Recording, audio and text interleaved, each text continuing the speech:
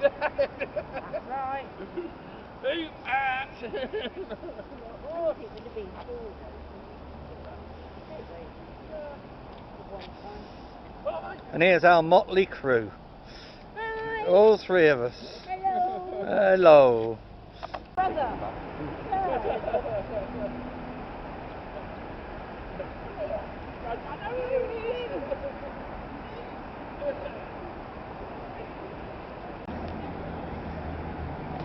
Which one was? Which one was? Did he? Here's the Mad Monk.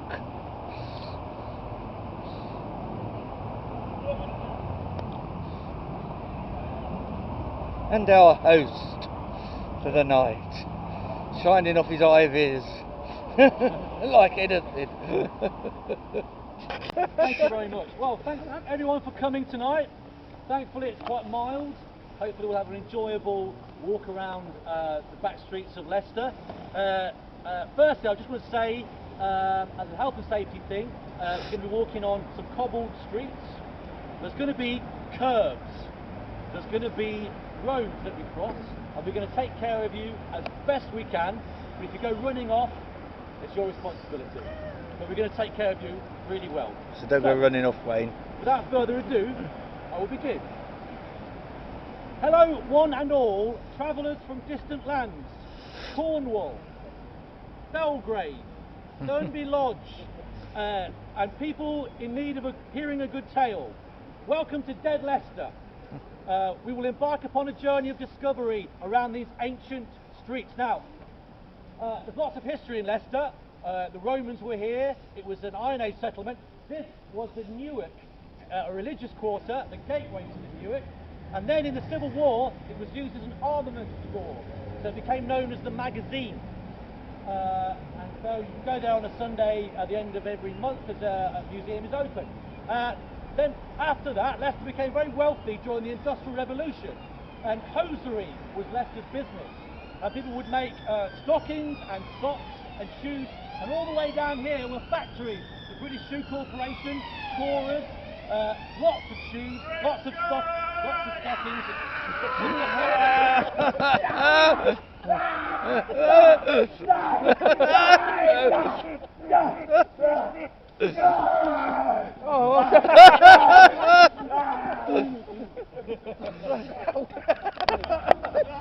There were bodies everywhere and death had become my squire. That's when I saw it, madam. Not far off by a gooseberry bush. It was the crown of England. I found Richard III, unhorsed and all alone. He was mine for the taking.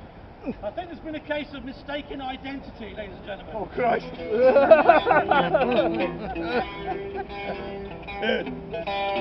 Dare you walk on these streets that the Romans have built? Down medieval alleys where blood has been spilt, there's a curse. Yes, we'll take you by the hand should you hear us scream, but you better toughen up, blood and guts are our theme. No one knows who's going home. Hear a hearse. Dead Leicester, we don't mean the nightlife. Dead Leicester, be prepared or you'll be running scared from the madman lair this night. There's been whippings and hangings, cruel beatings and throttles. Old black candy scrubs the babies with their bottles. It's your quest! Oh. They say that Richard III has been interred. I don't believe it for a second from the cries I heard. My kingdom for a horse, he'll never rest. Dead Leicester, the spirits walk about us.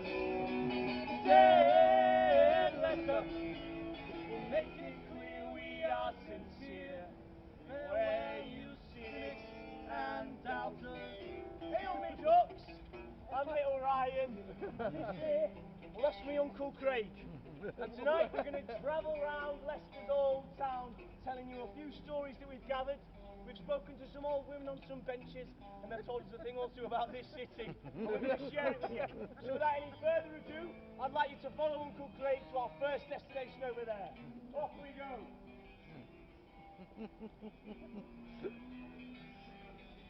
Where's the... Alright. Make sure you can all see me. What's the mic, sir? Good to see you, sir. Can you all see me and hear me? Lovely stuff. Right. I'll tell you what, we've got a great story about this area right here in Leicester. But before all that, 5,000 to 1. 5,000 to 1! Champions of England, 5,000 to 1. What a story, ladies and gentlemen. Leicester City winning the Premier League. Did you put a pound on it, sir? You'd have been a rich man. You'd have been a rich man. What a tale. I tell you what, it wasn't the only game football they used to play in this area, which is the Newark area of Leicester, back in the day. All the lads used to play a game called shinny. Has anyone heard of shinny? Shinny! Have you heard of it, sir? Shinny is like hockey, if you didn't know. All the young lads would bring a big stick with a hook at the end into the Newark area where we are now, and they'd have a goal at that end of the Newark, and they'd have a goal just down there, and they'd have a good game of shinny. But then, there were these blokes called the Whipping Toms. Now there's a plaque just on the corner over there which tells you all about the Whipping Toms. They were big blokes, and they carried big whips into the Newark, and they were legally, on a Shrove Tuesday, allowed to whip the lads below the knee. Can you imagine that, getting whipped on pancake day? It was a nightmare. The lads didn't mind. If you knelt down, and if you made the sign of the cross, you were spared a whipping. But there was this one bloke. He wasn't like all the other Whipping Toms. They called him Whipping Jerry. A nasty piece of work. A sadist. He'd whip when it wasn't appropriate to whip. He'd even whip on a Sunday, God's day. Rumour was he got drunk one night. He returned home and he whipped his dog Buddy in the face. So much that he blinded the poor beast. So the lads, they were sick of this guy. They were sick of him. They all had a whip round, young boys, and they bought 5 wagon whips. And they waited for Whipping Jerry to come on into the Newark, and all he did. In he came with his long leather dress, carrying his whip behind him. And the lads chose one of their number, the bravest, the most handsome and pretty of the lads. Start distracting Whipping Jerry. He starts taunting Jerry. He goes, "Oi, Jezza, you couldn't whip cream." Well, Jerry whipped the lad like he never meant it. Right in the back. "Ooh, that were a good whip," the young lad says again. Whipping Jerry whips him again. He was getting furious and more angry. And the final insult came. "They shouldn't call you Whipping Jerry, more like whipping jelly." Well, that was the final straw. He thrashed the young lad again and again and again. Meanwhile, his 5 pals have crept up behind him, and they've wrapped one whip around his right leg, one around his left, and 2 more around his hands, and the final whip went around Jerry's head. And all they pulled, madam, all they pulled, and they started to stretch Jerry out. And they pulled as hard as they could until you could hear bone fat ripping. The next sound was a whip, crack, and away Jerry's left arm went. Whip, crack, and away his right arm went. Whip, crack away, whip, crack away, whip, crack away, calamity, Jerry! Oh. The 4 body parts they separated to the distant corners of Leicestershire: Melton Mowbray, Market Arborough, Colville, and Ashby de la Zouche. But their head they kept, and they fed it to Buddy the dog. I know what you're thinking though, what about the young lad? The brave boy that sacrificed himself so the lads could get their revenge. Well, rumour has it, on a very cold Friday night during the Leicester Comedy Festival, if you're in the Newark area, you can still see the spirit of the little boy walking around. But I'll let your imaginations do what they must. I don't know enough of you. Just a rumour, ladies and gentlemen, just a rumour. Anyway, we're going to head towards the I'd like you to use your imagination and think about all the peoples, all the generations that have preceded us. The Iron Age people, the Romans, the medieval people, the Georgians, the Italians. All walked these streets. Rip it up, sir. It's all real. We pump the smell in. Flip it up, watch the cobbles. Smells like Coventry. No, it's not that dirt. Nice.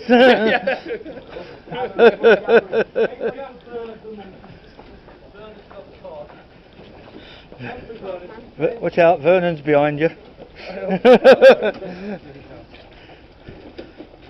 He's still not talking, Vernon. Very, very quiet. Right. You just come in a little bit closer, please. Thank you. This is the southern gateway to Leicester Castle. It used to be called the Turret Gateway, and as recently as the 19th century, that turret was destroyed during the poll tax riot. Prior to that, it was built 1485, something like that, 1484, I think. The foundations are Roman, but really what's most interesting about this spot, it is the site of Leicester's most notorious creature. And that person is the dreaded Black Annis.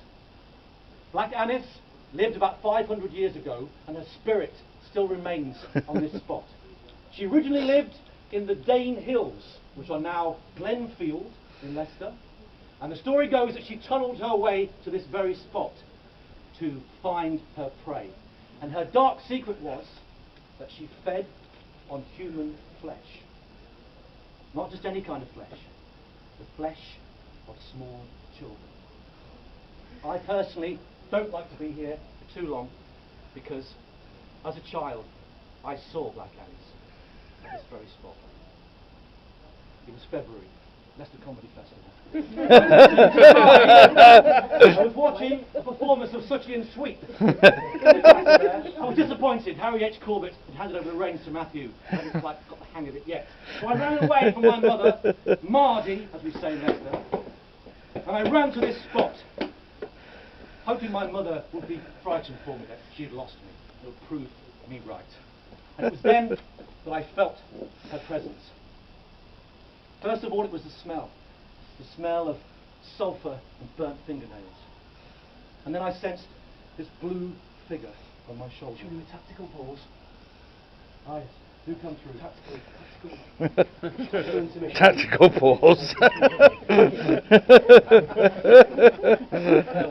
Yes!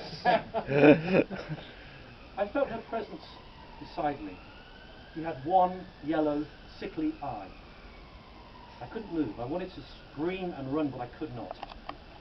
And then her hand appeared. I say hand, it was more like the talon of a bird of prey, with black, wiry hairs. And these hairs brushed against my cheek. I wanted to scream from the core of my being, but the only sound that came out of my mouth was a pathetic cry.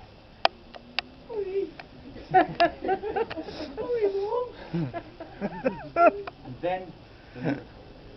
The miracle afforded to me but denied to so many. Craig! What are you doing here? Wait till I get you home! Wait till I tell your dad! She grabbed me by the wrist and she dragged me like a rag doll down this very street. I looked around thinking, where is Black Annis? Did I just dream it? Then I saw her. A snapshot of terror. There she was, parading her cloak made from the skins of lost and naughty children. Not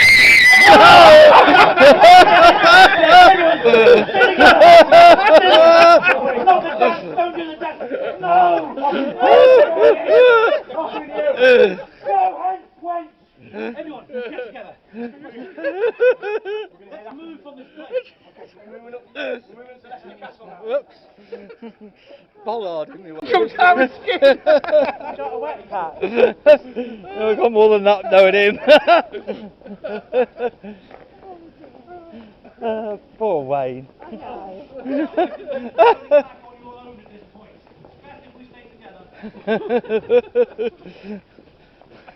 We're trying to. I know. Close. Who? Wayne. Because it touched him on the shoulder.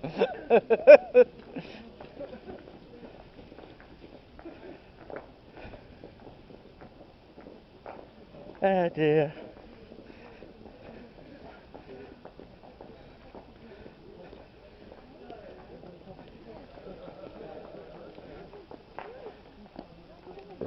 Oh, pardon me.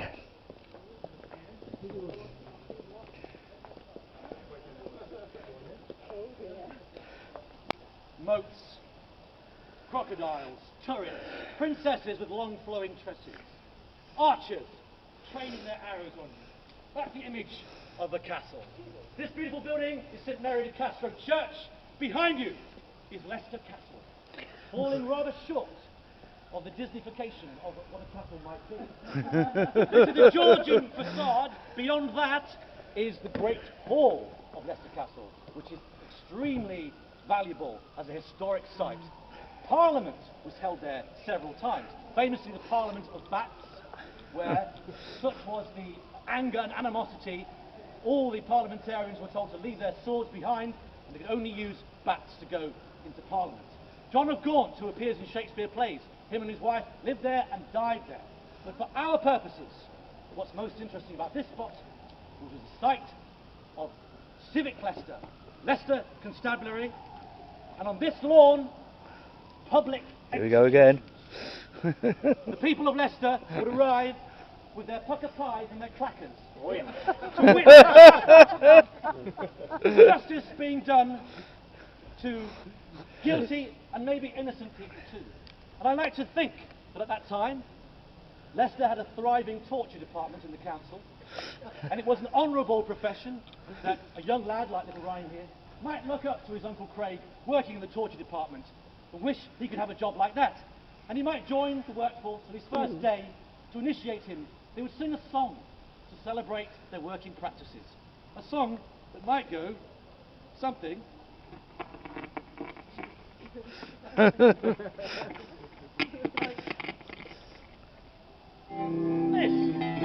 I'll do it without a pick. Oh.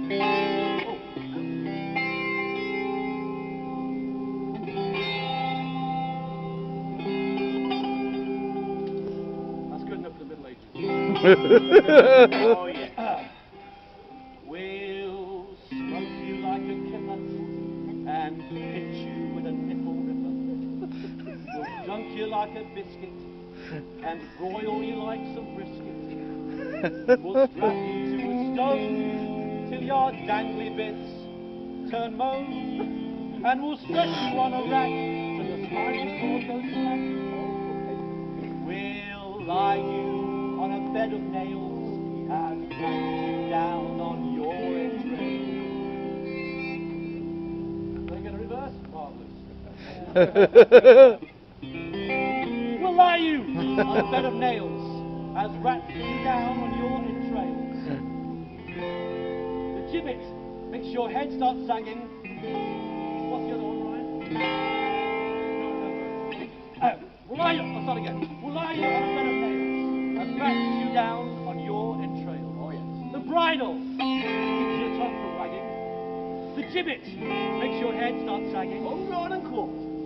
And you'll be hung, drawn and quartered, long torn and slaughtered, and we'll stretch you on a rack till your spinal cord. Okay, now. Okay.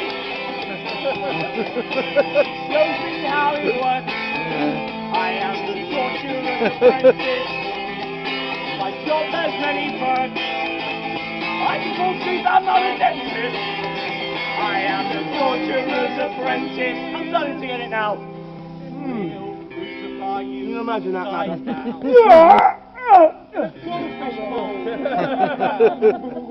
We'll saw you down the middle. Use your guts to string a fiddle. We'll feed you to the crows. Smash your shin bones and your toes. And we'll stretch you on a rack till your spinal cord goes slack. We're always making jokes, like last Thursday by the gallows. This ordinary bloke toasting corpses like marshmallows. Last Thursday by the gallows. Shows me how it works. I am the torturer's apprentice. My job has many perks. I can walk teeth and I'm not a dentist. I am the torturer's apprentice. Got everything in just about. It's imperative that we protect ourselves from spirits such as black anise. With that in mind, little Ryan here will light a flare to lead the way. I will toll a bell to protect us, but to be sure and safe, I will brandish the sacred shaman stick of Leicester. Oh, yes.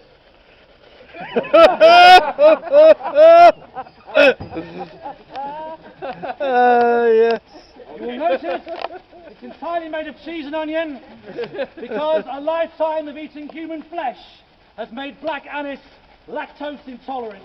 Right, then, we're off this way. There we go, like a moth to a flame. Squeeze in, sir. Ladies and Oh, sorry, gentlemen, darling. behind us over there is Mary de Castro Church. It's one of Leicester's oldest churches. It's thought that Geoffrey Chaucer could have prayed here, and it is known that Richard III did pray here before the Battle of Bosworth. Come along in, do not be scared. There we go. I tell you what, it's getting on a bit, isn't it? It's getting a bit late. We don't want to be out too late, do we, ladies and gentlemen? We don't want to be out when the 9 o'clock horses come by. Anyone know the 9 o'clock horses? Oh, yes. What were you told, madam? You'd be in bed before the 9 o'clock horses come around. Well, for those that don't know, the story of the 9 o'clock horses is like this. Hundreds of years ago, the people of Leicester used to dump all of their rubbish in the middle of the road. Not much has changed. Oh, and then at 8:30, all the butchers would bring out their livestock, pigs and cows, and they'd split them down the middle, right down the middle, and all of the offal and the guts would be dumped on top of the rubbish and the manure, and it would all kind of congeal up into a mess. And all the mums would call for their kids to come on in. Come on in, you don't want to be out when the 9 o'clock horses come on in. And then the 9 o'clock horses would come on into town. They were these big shire horses that farmers used. And what they'd do was, the farmers would line them at the top of the street, and on a whistle's blow, they'd gallop them up and down the road. And these big wooden boards behind them would trample the rubbish down. It would then be shoveled into carts, taken out into Leicestershire, and used as manure. Reminds me of a story, actually. There was this little cheeky fella called Peter. He were out and about, wasn't he? Being a cheeky one. We all know a Peter. A Peter's the kind of kid that smelt at school and had Watfords all over his face. We all know a Peter. So anyway, one night Peter's out and about and he decides he's going to make a den in the middle of the road with all the garbage and all the rubbish. So he finds some rotting wood, makes him his struts on the side, he finds some turnip sacks and he makes the roof out of the turnip sacks. He even had a sheep's head as a mantelpiece. It was a deluxe den. And he was going to wait for his mum and surprise. Stay still. But it's nearly 9 o'clock. And the 9 o'clock horses are coming into town. I'm out with the 9 o'clock horses. It was all a joke to Pete. And just as Pete was about to get up and head back home, a great sack of potato fell into the beach. And suddenly Pete is trapped between hard stone and rotten spuds. Maybe a policeman will come by. Maybe his mum will come out. Maybe anything will happen, but nothing happens, and that's when he hears it in the distance. It was quiet at first, it got louder and louder and louder and louder, and then it stopped. And then there was a whistle blown. No one knows what happened to Pete that night. Some people say he was trampled, turned into manure and spread round Leicestershire. Rumour has it though, that on a cold Friday night during the Leicester Comedy Festival, you can still see his cheeky spirit prancing around the place. But once again, I'm not going to tell you what to do. But it is a bit nicky tonight. Oh, it's so smart,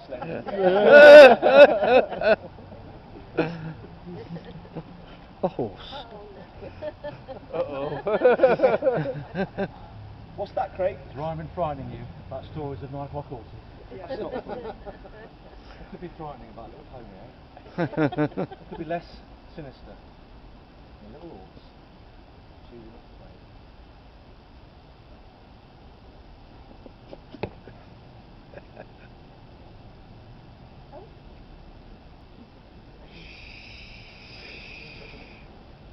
This is the White Lady. Famously, she walks from St Mary de Castro Church, reenacting the last journey Richard III, whose body was taken from here to his final resting place. The White Lady walks from here to the Guild Hall, which building she belongs. We all turn to the side here. Now, it's said of the White Lady, she was also a keen amateur percussionist. As she walked, she would play an instrument. Now, no one knows which one she's going to choose, but watch carefully. Will she go for the strident sound of the tambourine, the clippity-clop of the coconut, or the Mexican mariachi of the maraca? Which shall she choose? She's gone for the maraca! Final time, ladies and gentlemen. We shall follow the White Lady and make our way to the Guild Hall. As the White Lady moves off, we are reenacting Richard III's journey after the Battle of Bosworth from the Mary de Castro Church into Leicester Town. And we thought to jazz it up, we'd do it to a Mexican fiesta vibe. That's quite a concept for you to handle wrong tour. And after Craig does some tactical tuning, we'll be well on our way. Let's move out, ladies and gentlemen. We're off, come along. A rabble of peasants not unlike yourself was nakedly slung on horseback. A member of the public drove a knife into Richard's backside, and it's thought during a cold Friday night in the Leicester Comedy Festival that right buttock can still be seen. I'm only joking! Now, public liability insurance. Oh, yeah. To ensure everyone's safety, we are insured for £10 million. That doesn't mean we can take our lives into our own hands. We are about to cross 3 main roads. Please do not do so until a green man is shown. I indicate we go unless I override it. Okay, we're on. Ladies and gentlemen, we're now in front of Wigston House. Wigston House is the oldest private dwelling place of an individual in Leicester. Now, it's said that William Wigston lived here, although there's some controversy, it could have been someone else, Mr. Rowlett, but he lived here, and then many, many centuries later, it became a costume museum. And during that period, children would come, play inside here, try on costumes, play with toys, and there was talk of a mysterious young boy who children would see. And then they would go home. The caretaker, working upstairs, would hear playing going on downstairs, even though everyone had left. And it's said that if you play an electric guitar with a tasteful amount of chorus, sometimes he appears. We'll put that to the test. Right.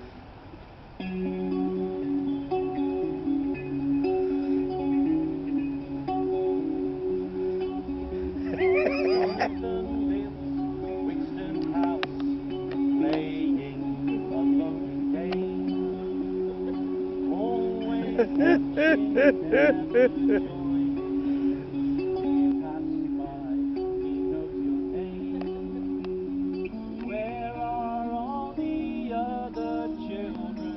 They never come and play. Jonathan looks with hopeful eyes. All the other children go. He has to stay.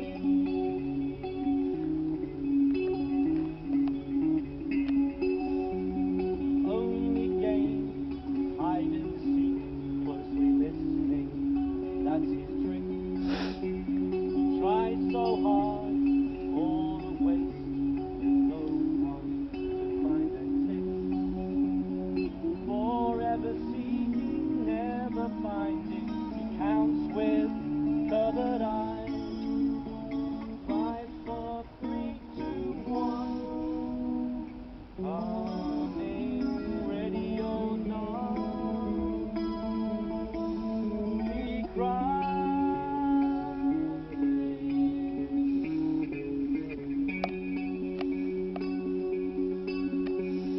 Jonathan,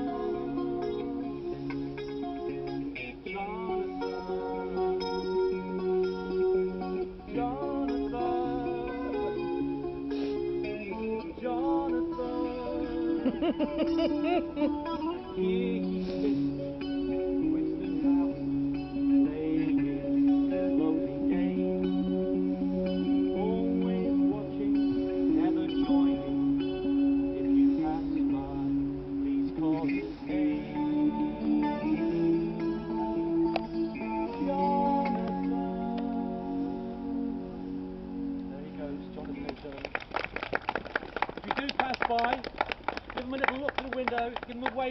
just looking to show that you care. Now, we're going to move on our last 2 stops. First at the Guildhall and then at the Cathedral Square. Please come this way. So real. Enjoying yourself, girls? Love it. Oh, good. Wayne? Smell. Oh, yes. Oh.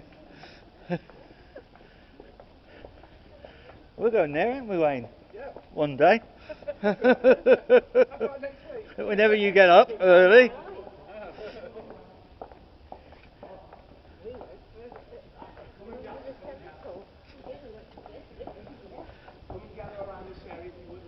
Two more stops, wouldn't it? For you two. And then just at the end there we are, lovely stuff. Fantastic. I've seen a few of your eyes lighting up there. You're thinking, I've seen that building before there on my left-hand side. Well, yes, you have. It was on Channel 5's Most Haunted with Derek Acora. The legend that is. And it's one of Leicester's most haunted buildings. Anyone know the name of it? Yeah, Guildhall. Good man, sir. That's the guy there, good young there. Thank you very much, sir. It's the Guildhall, and it's got thought to be over 5 spectres seen regularly around this area. I'm going to ask Craig to tell you a little bit more about it. Would you like to come on in? That's it, lovely stuff. So, after the Leicester Castle was the civic centre of Leicester, everything moved to the Guildhall. The council was here, constabulary was here. There was a lovely banqueting hall. In there, great parties were held. Shakespeare himself came to watch a performance of one of his plays, and it said he may have got the idea for King Lear by being in Leicester and hearing the ancient story of Leicester's ancient king, King Lear. 1876, a new town hall was built in Town Hall Square. Everything moved there, and this building became very dilapidated, and over time, by the 1910s, it was falling down. And people in Leicester thought it would be a good idea to raise some funds to see if we can preserve this building for future generations.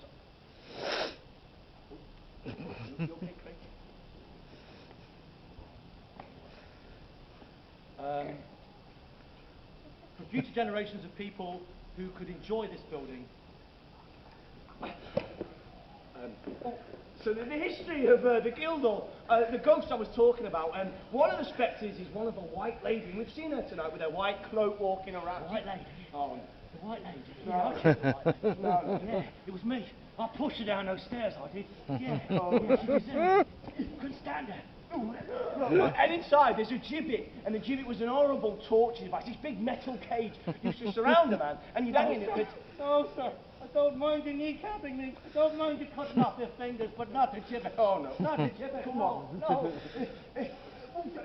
My favourite ghost, the tormented cavalier. He's great, he's proper tormented and mad. During the English Civil War, they had all these foreign mercenaries come and fight for each side. Some of them were Spanish, others were German, some of them were French mercenaries. And these were come and fight in the English Civil War for each side.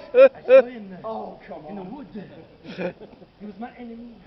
I put out my cutlass, and I towards him. I plunged my cutlass in his side. He was dead. He turned around. It was my brother. I killed my brother. Not the brother. A more interesting ghost inside the Guildhall is that of a little black cat. And, oh.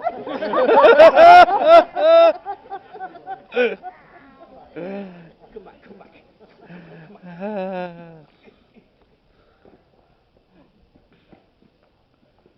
About the early 1920s. Enough money to preserve this building for our pleasure today. So thank you to the foresight of our forebears to keep this beautiful building for us to enjoy. Our earlier generations were definitely necessary for them. Okay, we're moving to our final stop. Outside the cathedral.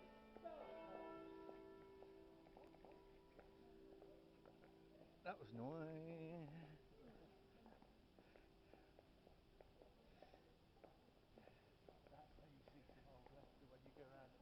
Oh, down there? Yeah. Some real old Leicester.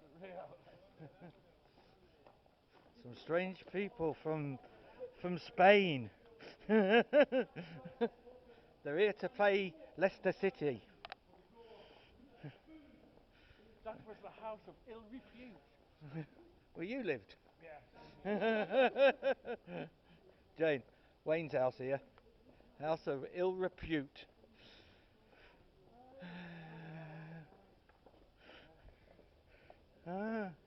And as we look in on people,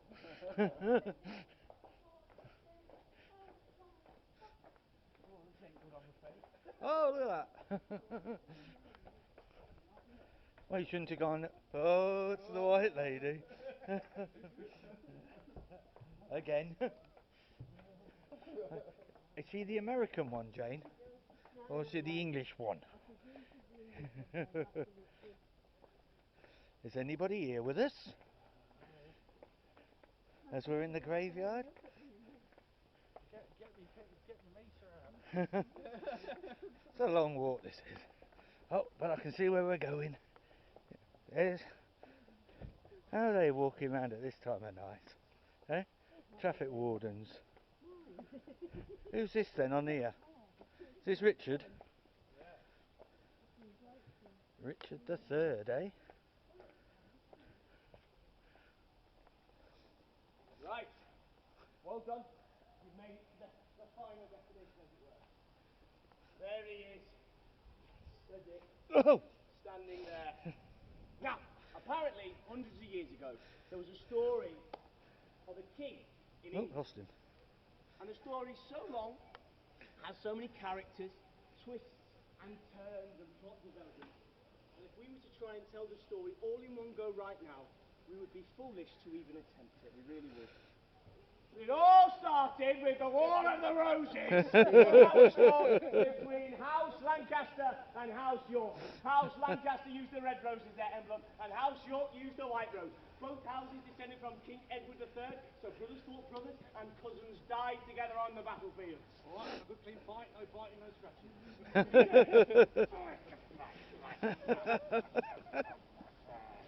Now, the War of the Roses there. Now, during the climax of the War of the Roses, there was a bloke called Richard, and he was a Yorkist. The White Rose, if you don't know what that one is. And he became king. Arise, Richard, King of England. Oh, yes. But not everybody liked Richard. Not everyone liked him. And William Shakespeare even wrote a play slandering his name and making him out to be a bit of a villain. Now is the winter of our discontent, made glorious summer by this sun of yours. But what with his social reforms for the common folk of the land, he was probably a nice guy.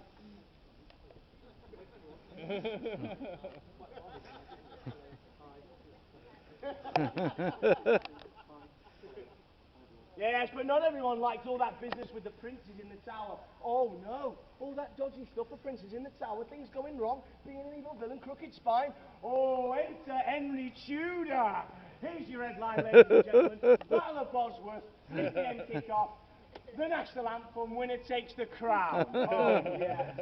Richard had rallied a royal force of over 15,000 men, while Henry Tudor's numbered only 5,000 men. The determining factor of the Battle of Bosworth would be who Lord Stanley would pledge his troops to. The Stanleys were classic fence-sitters and northern. Well, I can appreciate Richard III's social reforms, that's quite good. However, Henry Tudor does have a rightful claim on the throne, so I'm making my decision on Saturday. So the battle starts, fierce, as both sides engage. There's blood and there's bodies lying everywhere. During the conflict, Richard spies Henry Tudor's bannermen from across the plain. He decides to make a heroic charge to die that day as king or take back the throne. So across the field he rides, knocking down Sir John Cheney, a knight that stood at 8 foot 8 inches. But during the conflict, Henry Tudor manages to escape. It was at this moment when Lord Stanley would pledge his troops. But who would he pledge for? The crown or for Tudor? Who would it be? The side I will be supporting in the War of the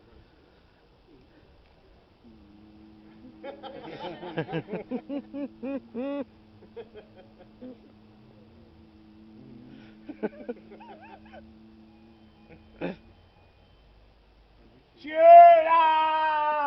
The battle is lost, and Richard is dismounted on the edge of the field, unhorsed. And it's at this moment he cries the infamous line. What's light through yonder window break? Don't play! To be or not to be, that is the Don't question. play! A horse, my kingdom for a horse. A horse! My kingdom for a horse! But no one hears him, and he's soon surrounded by Henry Tudor's men, many of whom were mercenaries from distant lands. Well, crikey, it's only the bloody King of England. Many of whom came from beyond the wall. I've come to tell you, Richard, winter's coming.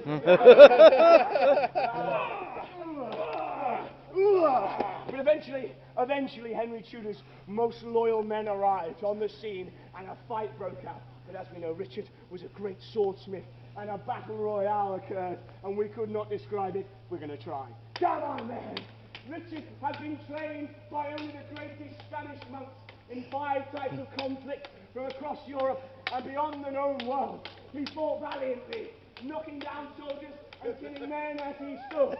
But eventually, he was overwhelmed and slain. Yes, and he died. Actually, we know exactly how he died, thanks to that museum over there. On your knees, Richard. Yes, the first blow he sustained was from an axe wound to the jawline. The next was a series of dagger marks which pierced his face. The final and fatal blow came from a halberdier blow to the back of the skull.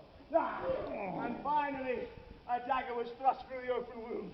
The men needed no second opinion. He was dead. And that was the end. That was the end. But it wasn't the end. Because 500 years later, they took him up in a car park. They did.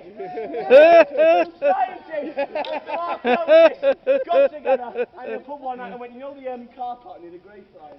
I've just got a feeling that Richard III, last Plantagenet King of England, is definitely buried there. And they start digging, and they find a skeleton with a twisted spine, and they use DNA testing to determine whether it is the long-lost king. Because it turns out that Richard's got a great ancestor, some Canadian bloke. He donates a blood sample, they mix it with a skeleton and the bone, and it's a match. Richard's Canadian too! And the chances of all this happening, the fact that DNA testing was developed at Leicester University, the fact they never built upon the site where his body lay all those years, the odds of this coming together must have been 5,000 to 1. It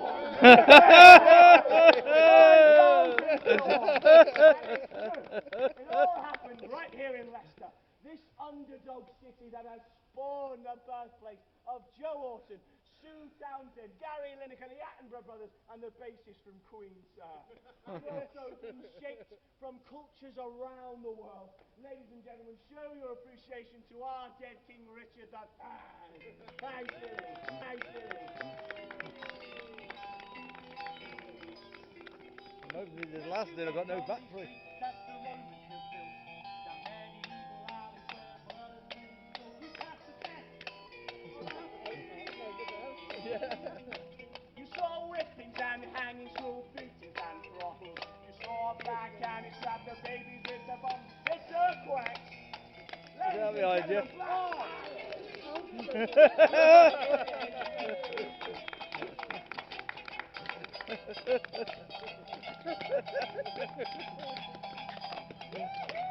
Black on it, the claps on her shoes, made of the feet of naughty children.